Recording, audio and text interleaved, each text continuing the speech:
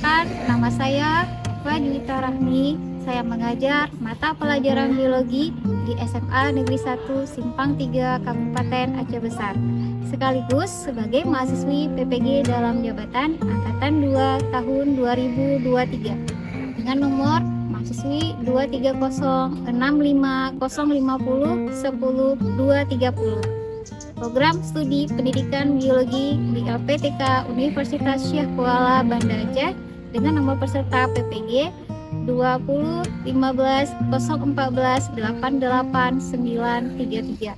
Saya akan melakukan uji kinerja di SMA Negeri 1 Simpang 3 di kelas 1 materi KTK Mahayati. Berikut praktik video pembelajaran saya. Terima kasih. Wassalamualaikum warahmatullahi wabarakatuh. Waalaikumsalam warahmatullahi wabarakatuh. Apakah semua? Baik, Bu. Alhamdulillah. Semoga hari ini kita sehat semua ya. Bagaimana hari ini, siap untuk belajar? Siap. Baik, nah sebelum kita belajar, kita berdoa. Ya, kita berdoa sama-sama. Oke, berdoa dulu lah.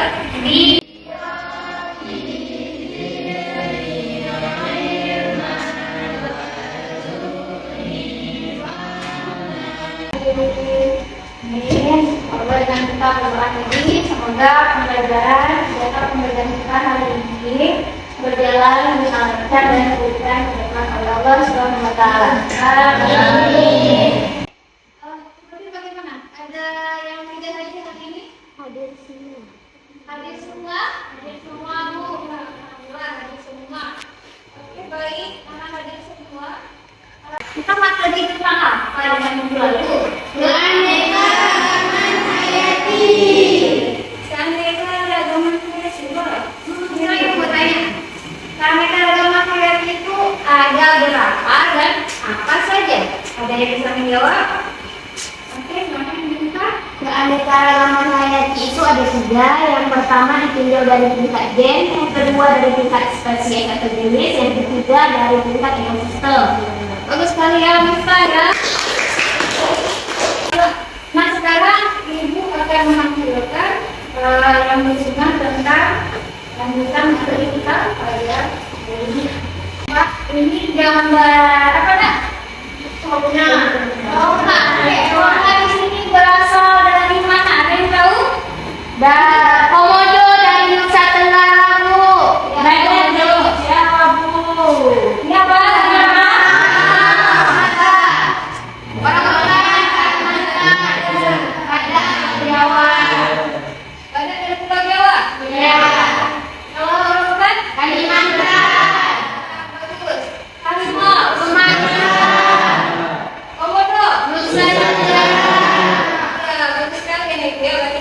Belajar di rumah.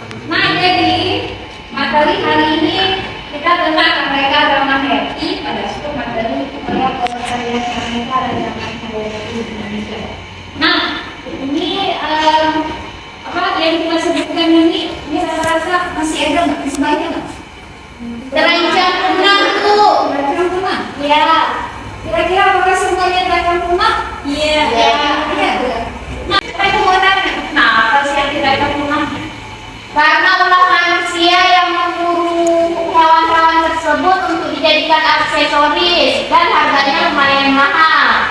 Bagus ya kita ya. Materi kita pada hari ini itulah tentang keanekaragaman hayati. Banyak sekali hewan-hewan yang ada di Indonesia yang sudah hampir punah. Nah, tugas kita apa sekarang itu? Kita harus menjaga pelestarian keanekaragaman hayati. Baik, pembelajaran pada hari ini diantaranya adalah tentang didik mampu memahami tingkat keanekaragaman hayati atau biodiversitas. Kemudian yang kedua, menganalisis penyebaran flora dan fauna khususnya di Indonesia. Kemudian menganalisis terkait penyebab perubahan keanekaragaman hayati dengan bantuan RKPD. Nah, di sini kita menggunakan yang namanya dari PBL. Nah, PBL itu apa?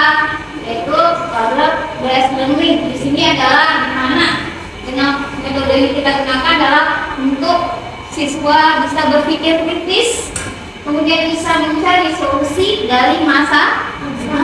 Jadi masalah itu apa? Terpecahkan. Nah, untuk itu biar kita lebih paham, sekarang kita akan melihat video tentang yang ingin kita membuat rumusnya masalah. Ya, kita akan melihat videonya.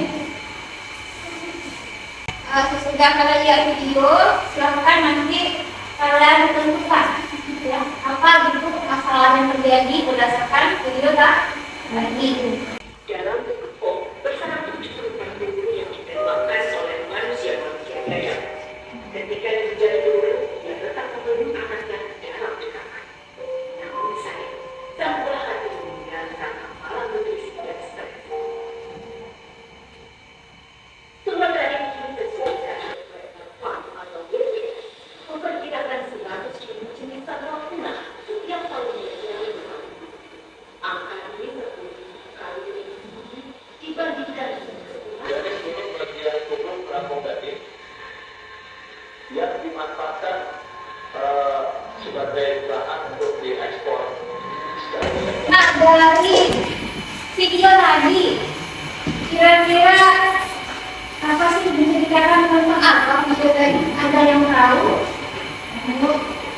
Tentang orang hutan yang ditembaki oleh manusia, di mana manusia selalu menganggap bahwa hewan-hewan tersebut sebagai nama.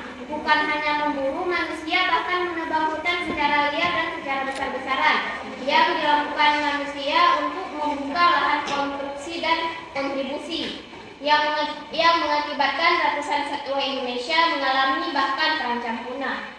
Terima kasih Mita, bagus sekali ya. Nah, sekarang Ibu mau bertanya, rumusan masalah apa yang bisa kalian ambil berdasarkan video tadi? Rumusan masalah apa saja? Kenapa terjadinya penggunaan kelanjutan dari olahraga?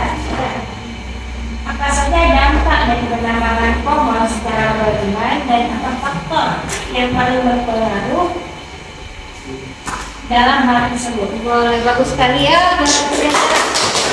Ada lagi? Ada. Ya. Boleh? Ini dulu, silakan. Bagaimana upaya untuk mencegah penggunaan hewan? Ya, bagaimana agar untuk mencegah penggunaan hewan? Oke, kita akan simpan soalnya untuk kita mengetahui jawaban apa yang terjadi pada masalah tersebut. Nah, kita akan namanya tadi ya, jadi berpikir kritis. Kita akan melakukan diskusi kelompok. Nah, diskusi kelompok ini Ibu akan bagikan LKPD.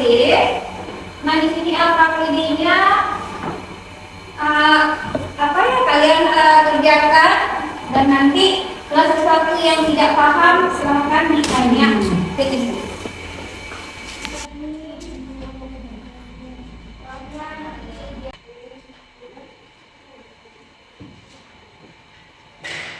Oke, ini ada LKPD, silahkan kalian tulis namanya dan silahkan dijawab soal yang sudah Ibu berikan di LKPD. Ya, kalian buat nama semua, kemudian pelajaran apa. Setelah itu nanti kita akan presentasi. Ya, di presentasi nanti akan dimulai juga. Begitu juga dengan kekompakan dalam kalian menjawab soal di LKPD. Kekompakan nanti Ibu akan buat. Oke, selamat bekerja.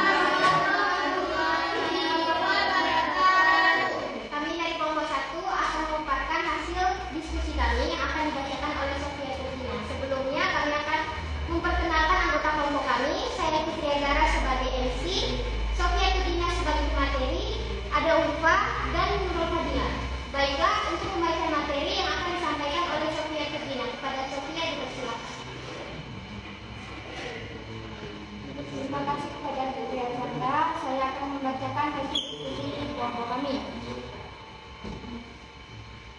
Rumusan masalah yang dapat kami selidiki pada gambar tersebut yaitu mengapa manusia melakukan kerusakan terhadap lingkungan, apa saja yang menyebabkan kepunahan itu terjadi, dan mengapa manusia melakukan hal tersebut.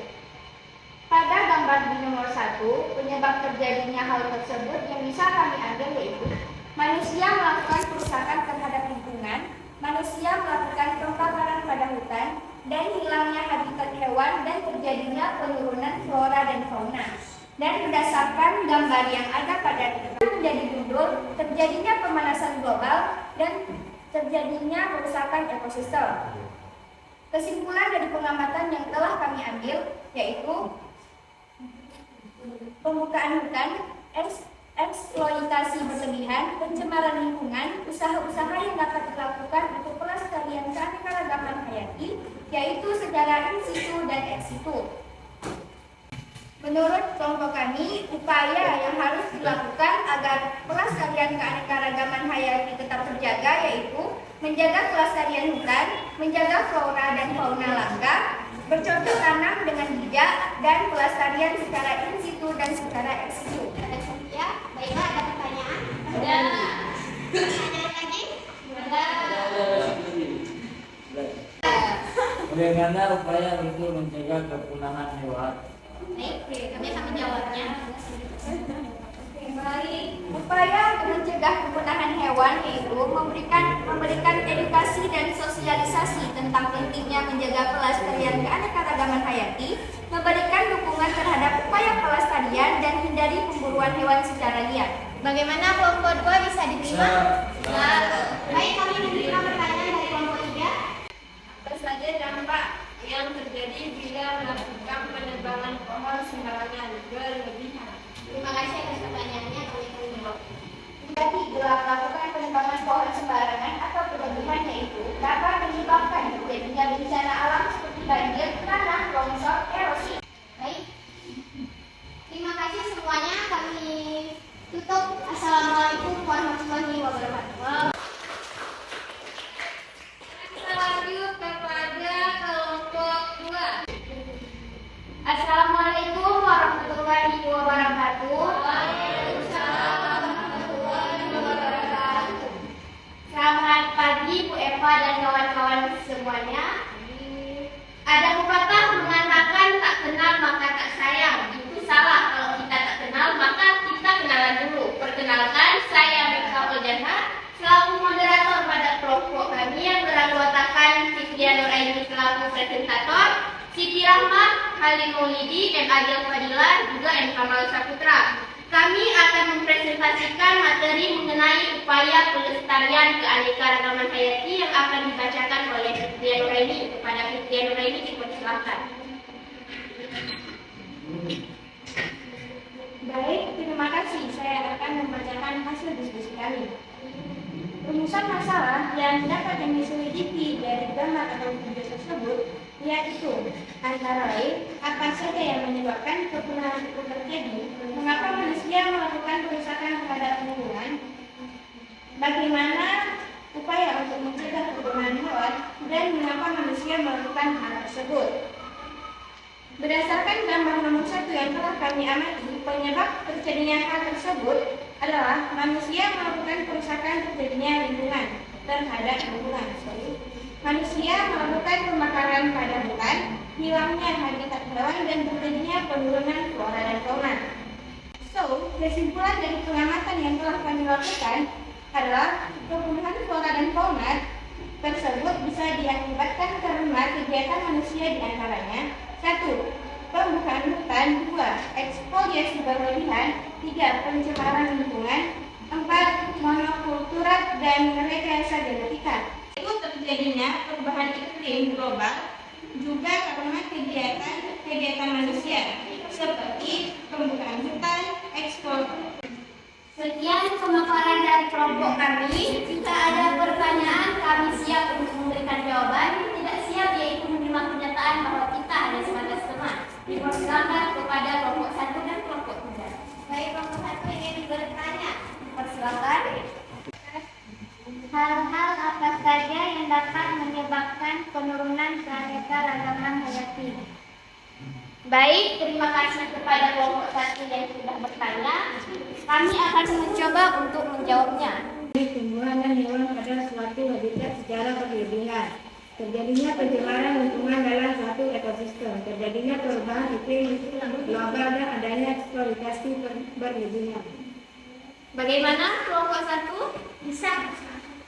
Baik, untuk kelompok 3 ada yang mau bertanya? Oke, silakan. Kelompok 3. Apa saja upaya yang dapat dilakukan dalam pelestarian keanekaragaman hayati? Kami akan mencoba untuk menjawabnya. Silakan, Adil. Pelestarian untuk yaitu suatu upaya pelestarian STA jadi habitat atau tempat aslinya. Pelestarian itu yaitu suatu upaya pelestarian yang dilakukan menggunakan ke tempat lain yang cocok bagi perkembangan hidupnya. Ya, oke. Ada lagi yang mau bertanya? Ada lagi? Satu lagi? Jelaskan upaya pelestarikan keanekaragaman hayati. Baik, upaya pelestarian keanekaragaman hayati yaitu pelestarian in situ, yaitu suatu upaya pelestarian SDA hayati di habitat atau tempat aslinya.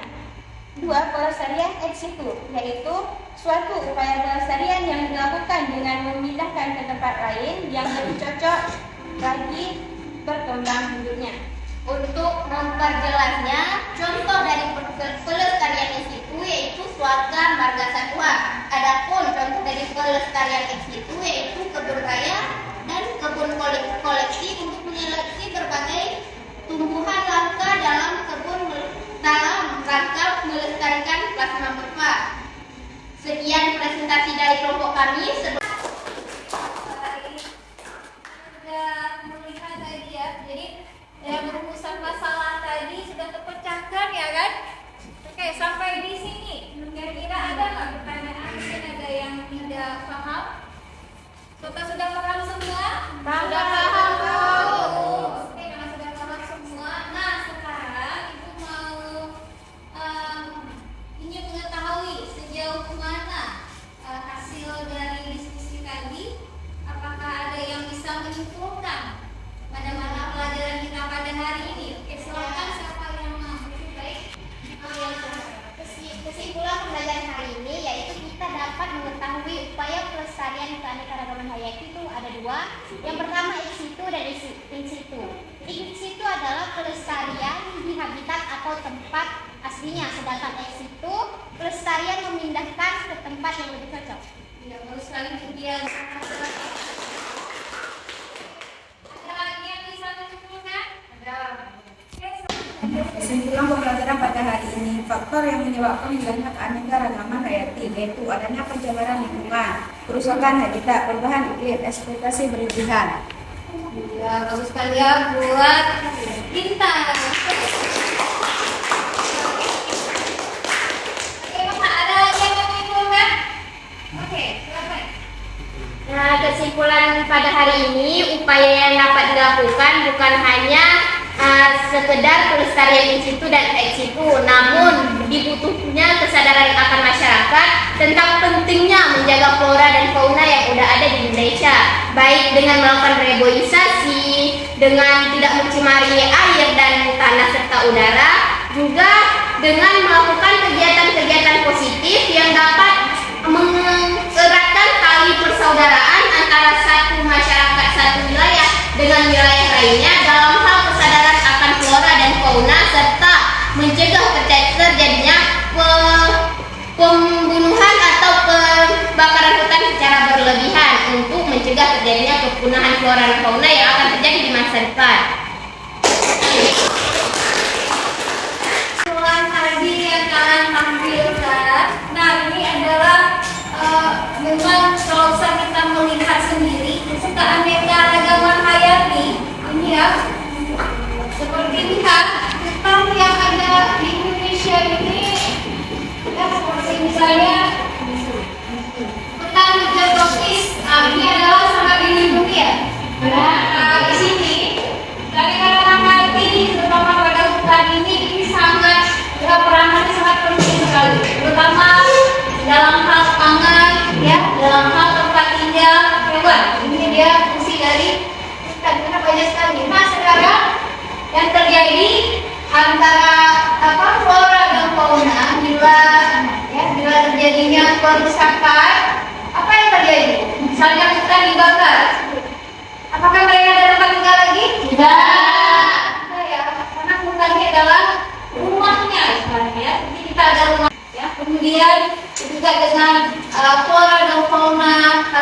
menjaga. Jadi bila kita menegang pohon sembarangan itu akan menyebabkan yang namanya banjir, erosi. Apalagi kita sekarang pada musim hujan, bila lama-lama menegangkan hutan secara liar atau eksploitasi secara berlebihan akan menyebabkan yang namanya kerusakan, longsor, kerusakan ekosistem. Nah itu semuanya akibat perbuatan ulah manusia. Nah, kedua adalah resiko. Nah ini adalah pelestarian yang dilakukan, yang diambil kaki yang memindahkan habitatnya untuk dia dilestarikan pada satu tempat. Itu contohnya misalnya pada komodo. Oke, silakan dikumpulkan LKPD-nya. Kumpulkan LKPD-nya. Terima kasih. Lanjut lagi. Kita tahu ya sejauh mana materi pada hari ini, ya. Apakah kalian memang mengerti atau apa? Ini sampai di sini ada yang tidak paham? Sudah paham? Kurang baik. Sekarang ibu akan bagikan proses. Prosesnya. Silakan ini dikerjakan per individu.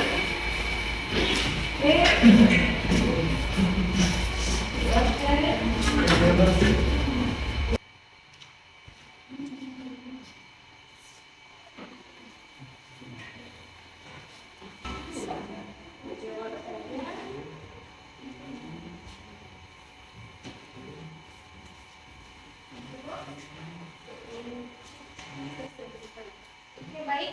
Silakan dikerjakan prosesnya. Ya, nanti ada ibu kasih waktu. Dalam 10 menit. Oke, selamat bekerja. Sekarang dari materi kita ini mengetahui sejauh mana materi kita pada hari ini, kalian bisa mengambil suatu pesan pada materi kita pada hari ini. Oke, silakan slide-nya. Selama pembelajaran pada hari ini, kami dapat merasa semangat dan senang karena ada tampilan video, kemudian SPT, dan kami juga dapat berdiskusi dengan sesama teman kelompok kami sehingga dapat memudahkan kami dalam memahami pelajaran pada hari ini. Iya, terima kasih Sofia. Oke, ada lagi yang ingin mengutarakan pesannya bagaimana tentang pelajaran hari ini? Pesan pada hari ini dengan menggunakan metode PBL, setelah menampilkan video, kami dapat berpikir kritis sehingga dapat menentukan permasalahan-permasalahan yang terjadi, juga mampu mengembangkan sikap komunikasi kami juga dalam hal berdiskusi bersama dengan teman kelompok, dan proses pembelajaran pada hari ini tentu sangat menyenangkan. Terima kasih Vita. Pembelajaran hari ini sangat menyenangkan dan membuat kami bersemangat, dan ada tampilan video sehingga membuat peserta didik untuk terlibat secara aktif sehingga tujuan pembelajaran dapat dicapai maksimal, dan suatu proses pembelajaran yang berlangsung dalam suasana yang menyenangkan dan mengesankan. Hasil dari semua kelompok hari ini memang ibu rasa semuanya bagus, ya. Cuman ada memang lebih bagus dari yang bagus, gitu ya. Jadi untuk hari ini ibu kita ikutan apus ya buat kelompok 2.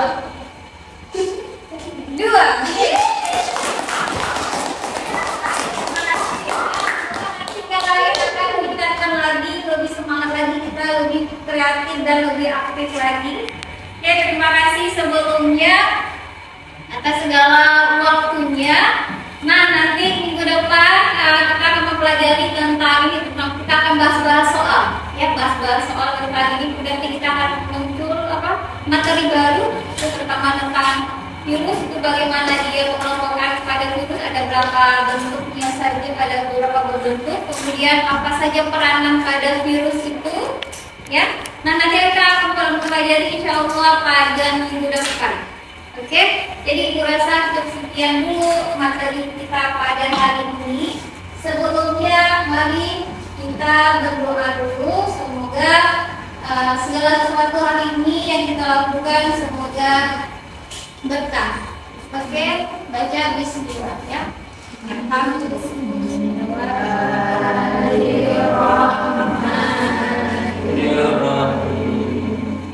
Alhamdulillah, baik dengan pertemuan dengan terakhirnya kita berdoa bersama ya. Pesan Ibu hati-hati di jalan ya, jangan kebut-kebutan, semoga sampai di tujuan. Terus dulu dari Ibu, wassalamualaikum